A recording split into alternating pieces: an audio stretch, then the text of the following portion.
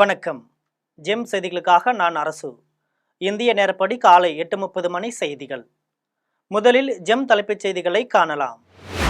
சென்னை தலைமைச் செயலகத்தில் முதலமைச்சர் மு.க.ஸ்டாலின் தலைமையில் அமைச்சரவை கூட்டம். அனைத்து துறை அமைச்சர்களும் பங்கேற்பு. தேர்தலில் தோல்வி அடைவோம் என்ற பயத்திலேயே மீண்டும் மடிக்கணினி வழங்கும் திட்டம். அதிமுக பொதுச் செயலாளர் எடப்பாடி பழனிசாமி கடும் விமர்சனம். ஒரு மொழியை விட மற்றொரு மொழி உயர்ந்ததோ அல்லது தாழ்ந்ததோ இல்லை. ஆந்திர முதலமைச்சர் சந்திரபாபு நாயுடு அறிவிப்பு. வெனிசுலா அரசு அமெரிக்காவிற்கு ஒத்துழைக்கவில்லை என்றால் கடுமையான விளைவுகளை சந்திக்கும். அமெரிக்க அதிபர் டொனால்டு ட்ரம்ப் எச்சரிக்கை.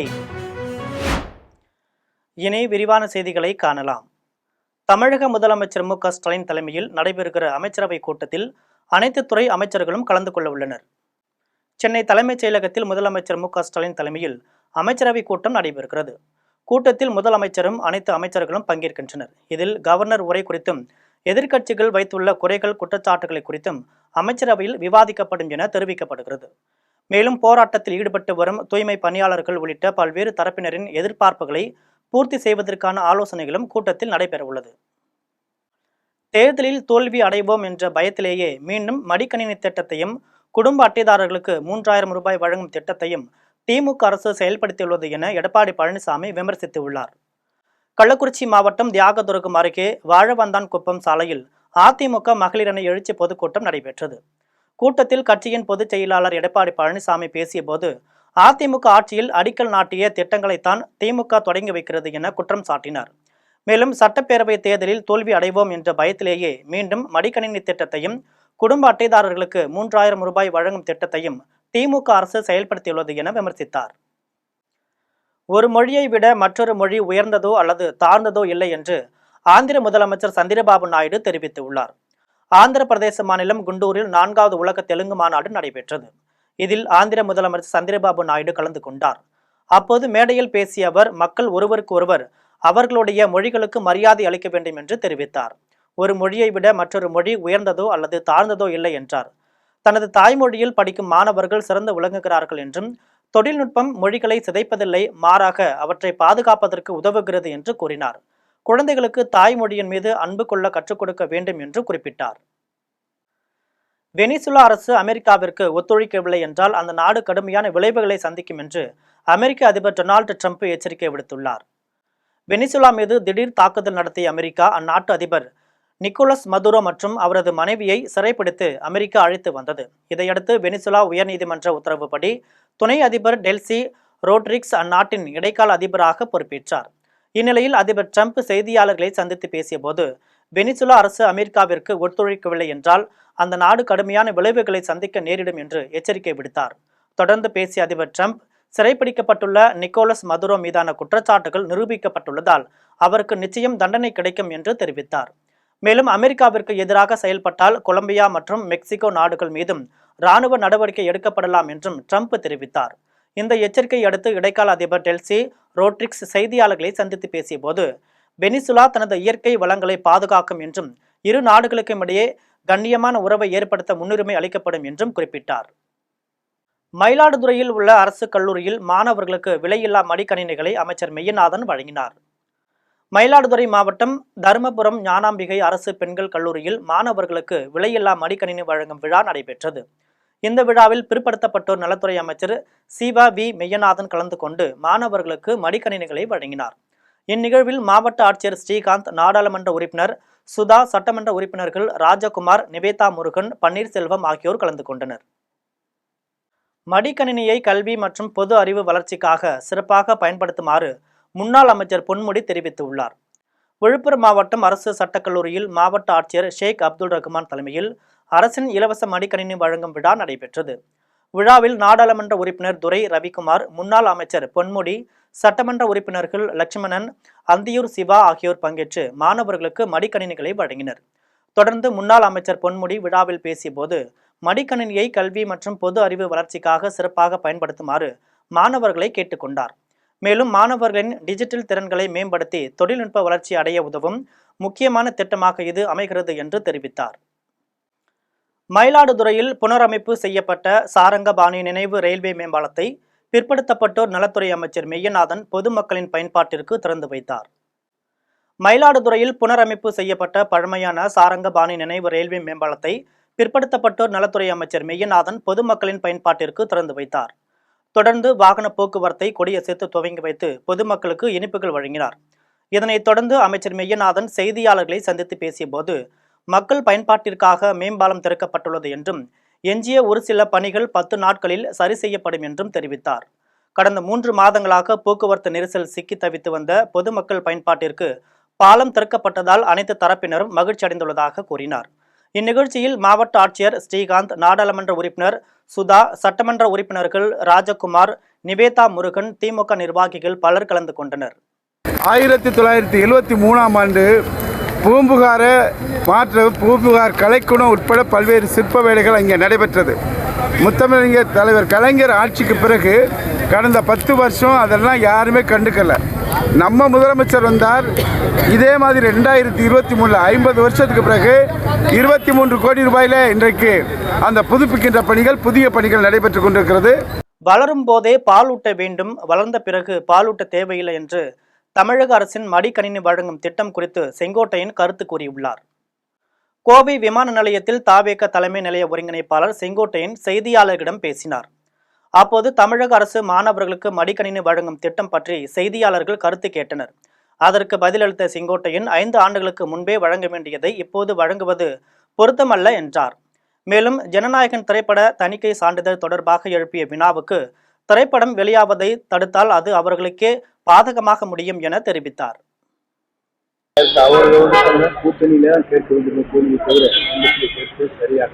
தமிழக அரசு இன்னைக்கு இந்த லேப்டாப் எல்லாம் இன்னைக்கு ரிலீஸ் பண்ணிருக்காங்க. தமிழகம் முழுவதும் முதலமைச்சர் திறந்து வச்சிருக்காரு. அதே போன்று இந்த 3000 ரூபாய் ரேஷன் கார்டு கொடுத்துருக்காங்க. எப்படி பாக்குறீங்க? 5 ஆண்டுக்கு முன்னாலே வழங்கியிருக்க வேண்டும். 5 ஆண்டுக்கு முன்னாடி படித்து முடித்த மாணவருடைய நிலை என்ன என்பதை கல்வியாளர் அத்தனை தெரிந்துள்ளார். 36 கோடி ரூபாய் மதிப்பீட்டில் ஒருங்கிணைந்த காய்கறி மார்க்கெட் மற்றும் பூ மார்க்கெட் விற்பனையை பொதுப்பணித்துறை அமைச்சர் ஏவாவேலு துவக்கி வைத்தார். திருவண்ணாமலை காந்தி நகர் பைபாஸ் பகுதியில் சுமார் 36 கோடி ரூபாய் மதிப்பீட்டில் ஒருங்கிணைந்த காய்கறி மற்றும் பூ மார்க்கெட் வளாகத்தை கடந்த டிசம்பர் மாதம் 27ஆம் தேதி தமிழக முதலமைச்சர் ஸ்டாலின் திறந்து வைத்தார். தமிழக பொதுப்பணித்துறை அமைச்சர் ஏவாவேலு இந்த உலகத்தில் அமைக்கப்பட்டுள்ள பூ மார்க்கெட் கடைகளின் விற்பனையை இன்று துவக்கி வைத்தார். மேலும் அங்கு உள்ள வசதிகளையும் பார்வையிட்டார். இது மட்டுமின்றி திருவண்ணாமலை மாவட்ட ஆட்சியர் அலுவலகத்தில் ஒருங்கிணைந்த மக்கள் குறைதீர்வு கூட்டம் சுமார் 16 கோடி ரூபாய் கட்டப்பட்டது. இதனை இன்று தமிழக பொதுப்பணித்துறை அமைச்சர் ஏவாவேலு துவக்கி வைத்து பொதுமக்களிடம் மனுக்களை வாங்கினார். மயிலாடுதுறையை சேர்ந்த தியாகி சாமி நாகப்பன் படையாட்சிக்கு ரூபாய் 44 லட்சம் மதிப்பீட்டில் வெண்கல சிலை அமைக்கப்பட்டதற்கான அடிக்கல் நாட்டு விழா அமைச்சர் மெய்யநாதன் பணியை தொடங்கி வைத்தார். தென்னாப்பிரிக்காவில் நடந்த சத்தியாகிரக போராட்டத்தில் மகாத்மா காந்தியுடன் கலந்து கொண்டு உயிர் தியாகம் செய்த தியாகி சாமி நாகப்ப படையாட்சியின் நினைவாக அவரை போற்றும் வகையில் மயிலாடுதுறையில் அவருடைய திருவுருவ சிலை அரசால் நிறுவப்படும் என கடந்த ஜூலை மாதம் தமிழக முதலமைச்சர் மு.க.ஸ்டாலின் அறிவித்திருந்தார். இந்நிலையில் மயிலாடுதுறை நகராட்சி நகர்ப்புற நல்வாழ்வு மைய வளாகத்தில் செய்தி மக்கள் தொடர்புத்துறை சார்பில் சுதந்திர போராட்ட தியாகி சாமி நாகப்பனுக்கு ரூபாய் 44 லட்சம் மதிப்பீட்டில் திருவுருவ சிலை அமைக்கப்பட்டதற்கான அடிக்கல் நாட்டு விழா நடைபெற்றது. நிகழ்ச்சியில் பிற்படுத்தப்பட்டோர் நலத்துறை அமைச்சர் மெய்யநாதன் அடிக்கல் நாட்டி பணிகளை தொடங்கி வைத்தார். 1366 சதுர அடி பரப்பளவில் 7 அடி உயரத்திற்கு சாமி நாகப்பன் வெண்கல சிலை அமைக்கப்பட உள்ளது குறிப்பிடத்தக்கது. இந்நிகழ்ச்சியில் MP சுதா, MLAக்கள் நிவேதா முருகன், ராஜ்குமார், பன்னீர்செல்வம் உட்பட பலர் கலந்து கொண்டனர். கேரள மாநிலம் கொல்லம் மாவட்டம் தென்மலை அருகே கல்லடை ஆற்றில் சிக்கிய ஐயப்ப பக்தர்கள் பாறைகளை பிடித்து கரையேறி உயிர் தப்பினர். கேரள மாநிலம் சபரிமலை ஐயப்பன் கோவிலுக்கு செல்லும் தமிழக, ஆந்திர மாநிலங்களைச் சேர்ந்த பக்தர்கள் வழியில் உள்ள பல்வேறு சுற்றுலா தலங்களில் உள்ள நீர்நிலைகளில் நீராடி செல்வது வழக்கம். இந்த நிலையில் சென்னையிலிருந்து சபரிமலைக்கு சென்ற ஐயப்ப பக்தர்கள் குழுவினர் கொல்லம் மாவட்டம் தென்மலைக்கு சென்றுள்ளனர். அங்கு உள்ள கல்லடை ஆற்றில் குளித்தபோது எதிர்பாராத வகையில் 2 பக்தர்கள் தண்ணீரில் இழுத்து செல்லப்பட்டனர். சற்று தொலைவு சென்ற அவர்கள் அருகில் இருந்த பாறைகளை பிடித்து உயிர் தப்பினர். உடன் வந்திருந்த பக்தர்கள் 2வரையும் மீட்டனர். ஐயப்ப பக்தர்கள் தண்ணீரில் இழுத்து செல்லப்படும் காட்சிகள் தற்பொழுது வெளியாகி பரபரப்பை ஏற்படுத்தியுள்ளது. சல்லியர்கள் திரைப்படத்தை திரையரங்குகளில் திரையிடுவதை உறுதி செய்ய முதலமைச்சர் ஆவண செய்ய வேண்டும் என்று தமிழக வாழ்வுரிமை கட்சி தலைவர் வேல்முருகன் கோரிக்கை விடுத்துள்ளார். சல்லியர்கள் திரைப்படத்தை திரையிடுவதற்கு திரையரங்கங்கள் கிடைக்காததால் திரையரங்கு உரிமையாளர்களை கண்டித்து தமிழர் வாழ்வுரிமை கூட்டமைப்பு சார்பில் சென்னையில் செய்தியாளர் சந்திப்பு நடைபெற்றது. வேல்முருகன், நடிகர் கருணாஸ், மல்லை சத்யா, தடா ரஹீம், தனியரசு, கொளத்தூர் மணி, தியாகு, தமிமுன் அன்சாரி ஆகியோர் இதில் கலந்து கொண்டனர். அப்போது பேசிய வேல்முருகன், சல்லியர்கள் திரைப்படத்தை திரையிடுவதை உறுதி செய்ய முதலமைச்சரும் அந்த துறை அமைச்சரும் ஆவண செய்ய வேண்டும் என்று வலியுறுத்தினார். இதற்கான சட்ட முன்வரைவும் வரும் சட்டப்பேரவை கூட்டத்தில் கொண்டு வர வேண்டும் என்று வலியுறுத்தினார். இந்த கூட்டத்தில் பேசிய கருணாஸ், தமிழ்நாட்டில் அகழாய்வு செய்வதை மத்திய அரசு புறக்கணித்தாலும் பொருணை கீழடி அருங்காட்சியகத்தை அமைத்தவர் முதலமைச்சர் என கூறினார். சல்லியர்கள் படத்தை திரையிடுவதற்கு முதலமைச்சர் உரிய நடவடிக்கை எடுக்க வேண்டும் என்று வலியுறுத்தினார். இந்த போக்கை தமிழர் வாழ்வுரிமை கூட்டமைப்பு முதலில் மிக வன்மையாக கண்டிக்கிறது. அந்த வகையில் இன்றைய பத்திரிகையாளர் சந்திப்பினூடாக தமிழர் வாழ்வுரிமை கூட்டமைப்பின் சார்பாக ஒரு அறிக்கையை இங்கு வாசிக்க விரும்புகிறேன். முன்னதாக வருகிற தலைவரிடம் அதற்கான ஒப்புதல் பெறப்பட்டிருக்கிறது. அந்த அடிப்படையில் சல்லியர்கள் திரைப்படத்திற்கு திரையரங்குகள் மறுப்பு, கார்ப்பரேட் அடக்குமுறைக்கு எதிராக தமிழர் வாழ்வுரிமை கூட்டமைப்பு எச்சரிக்கை செய்கிறது. துப்புரவு பணியை தனியாருக்கு கொடுப்பதை கண்டித்து சென்னையில் கூவம் ஆற்றில் இறங்கி போராடிய தொழிலாளர்களை காவல்துறையினர் கைது செய்தனர். சென்னையில் ராயபுரம், திருவிக நகர் மண்டலங்களில் துப்புரவு பணியை தனியார் நிறுவனத்திற்கு ஒப்படைக்கும் திமுக அரசின் முடிவுக்கு தொழிலாளர்கள் எதிர்ப்பு தெரிவித்து போராட்டம் நடத்தி வருகின்றனர். 158வது நாளாக சென்னை எழும்பூரில் உள்ள கூவம் ஆற்றில் இறங்கி போராடினர். அந்த இடத்திற்கு சென்ற மற்ற தொழிலாளர்களை காவல்துறையினர் முன்கூட்டியே தடுத்து கைது செய்தனர். அப்போது ஒரு பெண் தூய்மை பணியாளர் மயக்கமடைந்தார். அப்போது அருகில் இருந்த சக பணியாளர்கள் முகத்தில் தண்ணீர் தெளித்து மருத்துவமனைக்கு அழைத்து சென்றனர். 3 மணி நேரத்திற்கு மேலாக போராட்டம் நடைபெற்றது. அதன் பின்னர் காவல்துறையினரும் தீயணைப்புத் துறையினரும் ஆற்றில் இறங்கி பணியாளர்களை கைது செய்தனர். சட்டமன்ற தேர்தலில் அதிமுகவுடன் கூட்டணி அமைத்து தேர்தலில் போட்டியிடுவதாகவும் 3 தொகுதிகளை பெறுவதற்கு பேச்சு நடத்தி வருவதாகவும் ஃபார்வர்டு பிளாக் கட்சியின் பொதுச் செயலாளர் கதிரவன் தெரிவித்துள்ளார். அகில இந்திய ஃபார்வர்டு பிளாக் கட்சியின் தொழிற்சங்க மாநாடு ஆலோசனைக் கூட்டம் தேனியில் நடைபெற்றது. இதில் கட்சியின் பொதுச் செயலாளர் கதிரவன் கலந்து கொண்டு ஜனவரி 26, 27 ஆகிய நாட்களில் விருதுநகர் மாவட்டம் ராஜபாளையத்தில் தொழிற்சங்க மாநாடு நடத்துவது குறித்து நிர்வாகிகளுடன் ஆலோசனை நடத்தினார். அதன் பின்னர் செய்தியாளர்களிடம் பேசிய கதிரவன், ஜெயலலிதா ஆட்சியில் கொண்டு வரப்பட்ட திட்டத்தை 4.25 ஆண்டுகளாக நிறுத்தி வைத்துவிட்டு இப்போது தேர்தலுக்காக மாணவர்களுக்கு மடிக்கணினி வழங்குவதாக கூறினார். சட்டமன்ற தேர்தலில் அதிமுக கூட்டணியில் 3 தொகுதியில் போட்டியிட்டு பேச்சு நடத்தி வருவதாக கதிரவன் தெரிவித்தார். கோவை, ஈரோடு, திருப்பூர் மாவட்டங்களை சேர்ந்த போர்வெல் லாரி உரிமையாளர்கள் வேலை நிறுத்தத்தில் ஈடுபட்டுள்ளனர். விவசாயத்திற்கும் வீட்டுக்கும் நிலத்தடி நீரை பெறுவதற்காக ரிக் இயந்திரங்களை பயன்படுத்தி ஆழ்குழாய் கிணறு அமைக்கப்படுகிறது. தோண்டுவதற்கு பிட் என்னும் கருவி பயன்படுத்தப்படுகிறது. இந்த பிட் மற்றும் உதிரி பாகங்கள் விலை உயர்வு காரணமாக ஆழ்குழாய் கிணறு அமைக்கும் பணிகளில் நஷ்டம் ஏற்பட்டு வருவதாக ரிக் லாரி உரிமையாளர்கள் வேலை நிறுத்தத்தில் ஈடுபட்டுள்ளனர். இதில் கோவை, திருப்பூர், ஈரோடு மாவட்டங்களை சேர்ந்த 100க்கும் மேற்பட்ட ரிக் லாரி உரிமையாளர்கள் பங்கேற்றுள்ளனர். இதனால் ஆழ்குழாய் கிணறு அமைக்கும் பணிகள் பாதிக்கப்பட்டுள்ளன.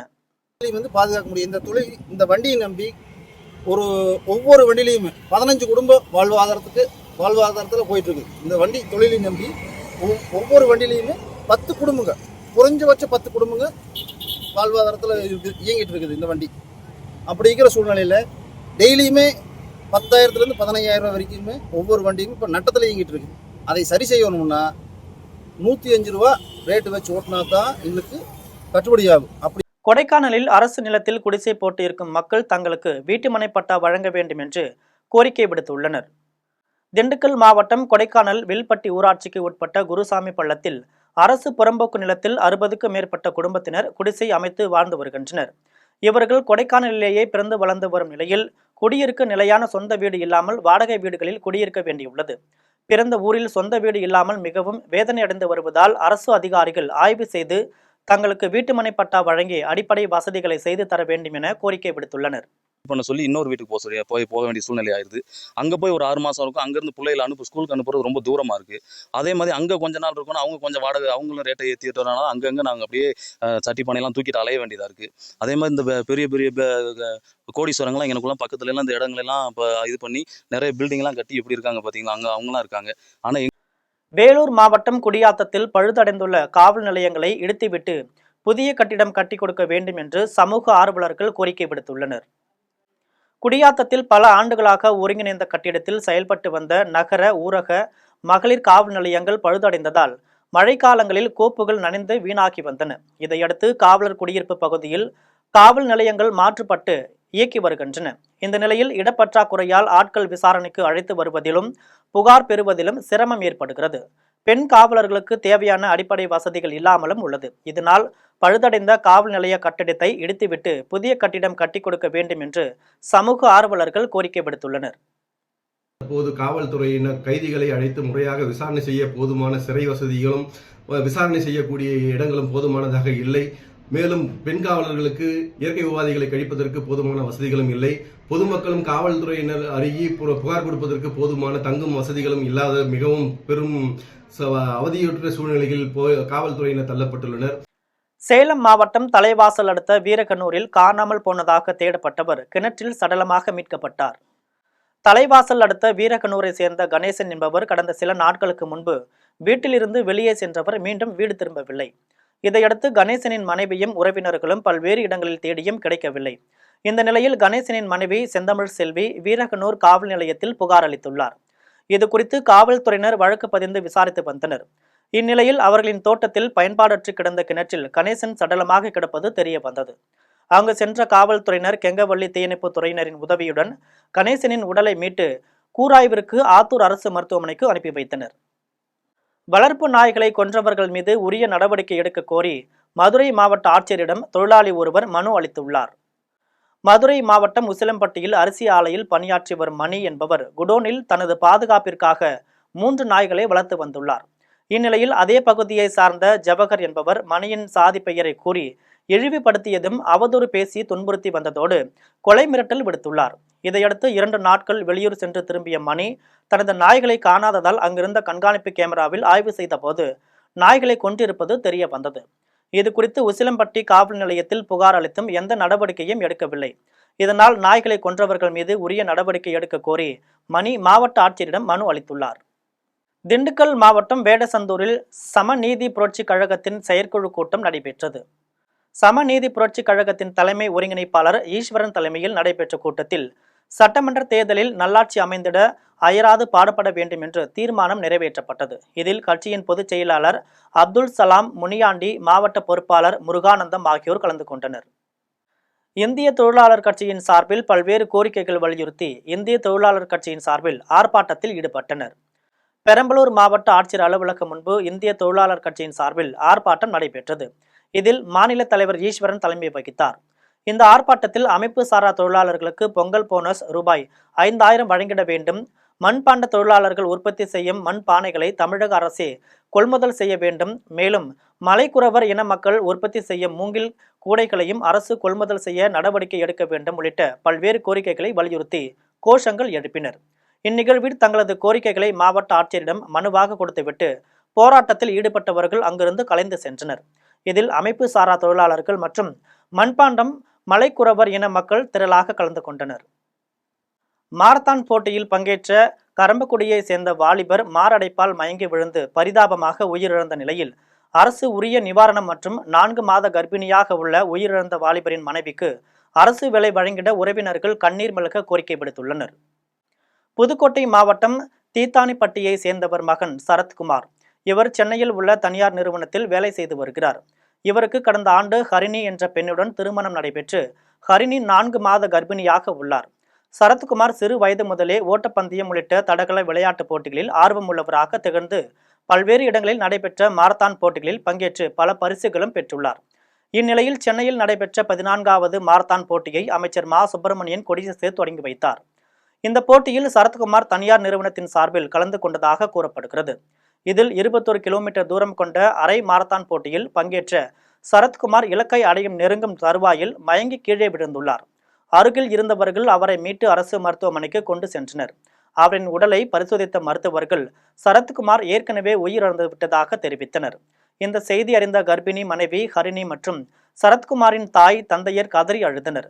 மேலும் மாரத்தான் போட்டியில் உயிரிழந்த சரத்குமாரின் மனைவி ஹரிணிக்கு அரசு வேலையும் பெற்றோருக்கு நிவாரணம் வழங்க கோரியும் உறவினர்கள் மற்றும் பெற்றோர்கள் கோரிக்கை விடுத்தனர்.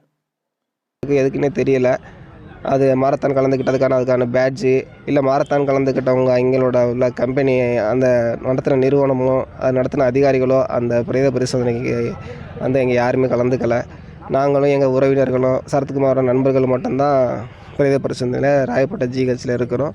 இன்னைய வரைக்கும் அவருக்கு எந்த ஒரு நடவடிக்கையுமே இதனால் அரசாங்கம் எடுக்கலை. தனியார் நிதி நிறுவனத்தால் பறிமுதல் செய்யப்பட்ட தனது வாகனத்தை விடுவிக்க கோரி டீசல் ஊற்றிக்கொண்டு விவசாயி தர்ணா போராட்டத்தில் ஈடுபட்டார்.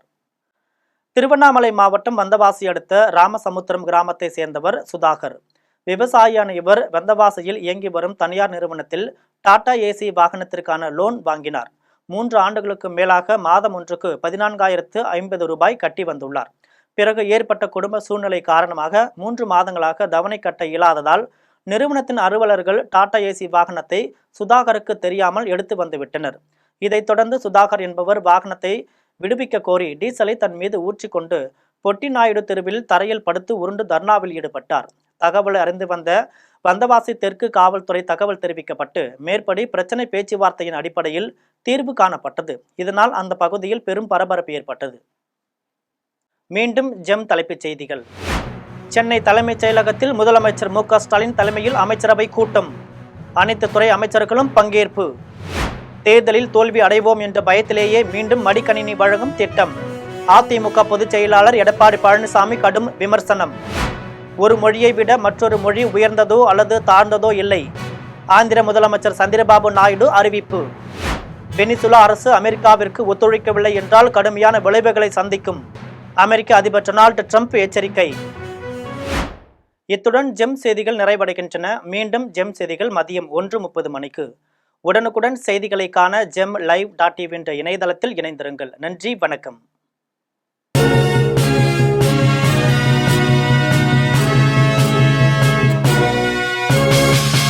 உடனுக்குடன் அப்டேட் தெரிந்து கொள்ள ஜெம் டிவி தமிழ் ஆப்பை இன்ஸ்டால் செய்யவும்.